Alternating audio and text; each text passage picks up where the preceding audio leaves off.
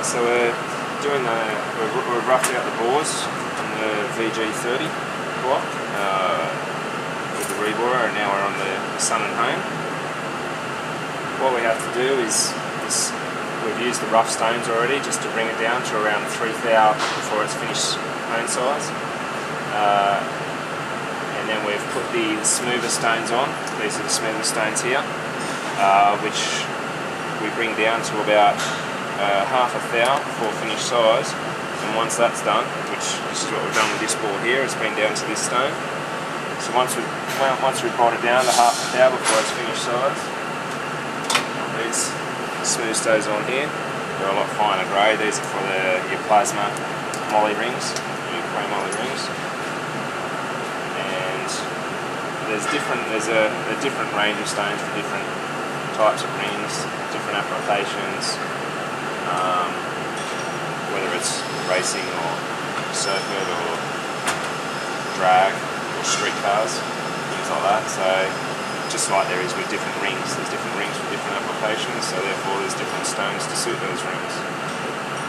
With this one today, this is the stone we've picked for this application that it's going to be running, and there's also certain guidelines as far as angles of the honing pattern itself, which this one is around the 25 to 30 degree crosshatch.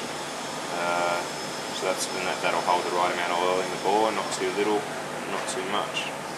So once we've got down to that half a thou, which if we look on the dial here, it's about a thou.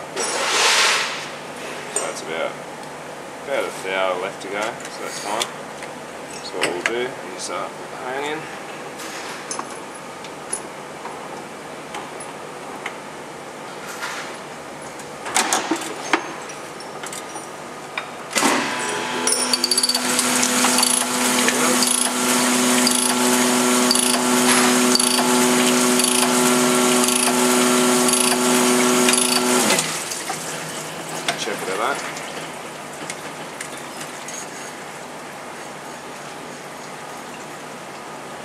About 2/10 of a thou to go. So the bore has to be.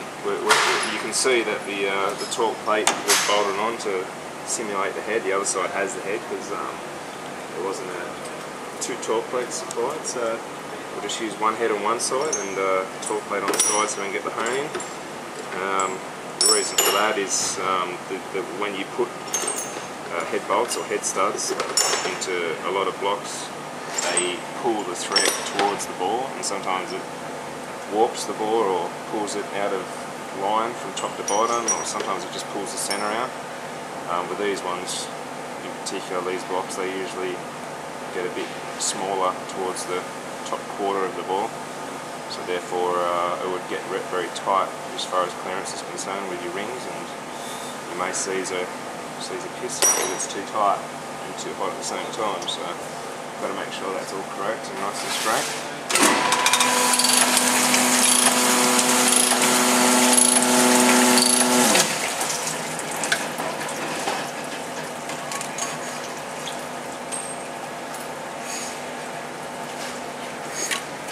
It tends to go still. Only do a little bit at a time when it gets towards the edge.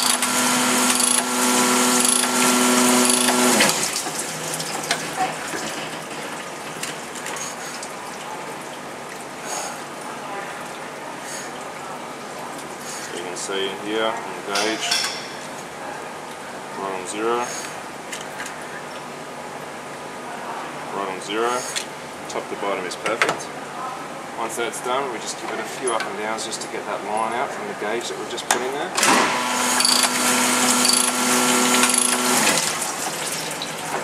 And then what we do after that, we put what's called paddle pads in. These pads, they're like a brush, and they don't take any material out of the bore or change the size of the bore itself. All they do is take the pitch off all the hone pattern lines and any little micro burrs that are in there. It also brushes out any material that's in the pores of the bore, so it helps to clean it for when the assembly's ready to go.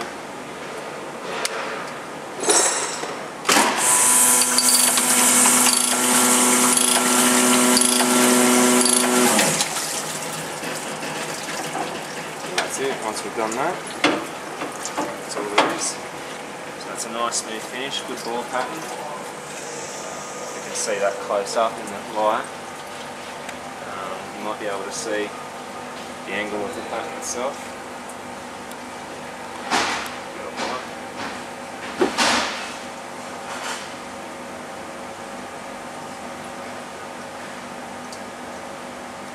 So you can see in the pattern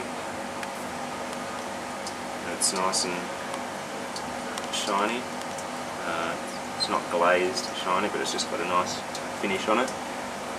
If you were to feel it, it's nice and smooth, there's no rough edges or high spots over the top or chamfer the top of the ball before it goes back, so the rings go in easily. And once we've done that to all 6 bores, we'll back the torque plates off, and this engine is ready to be assembled. It's perfect size, and it won't be, the bores won't be out of round once it's torqued up with the heads that are going to be used on it, so it'll be dead straight once the torque settings are re-pulled back together. And that's it. That's Sun and Honing.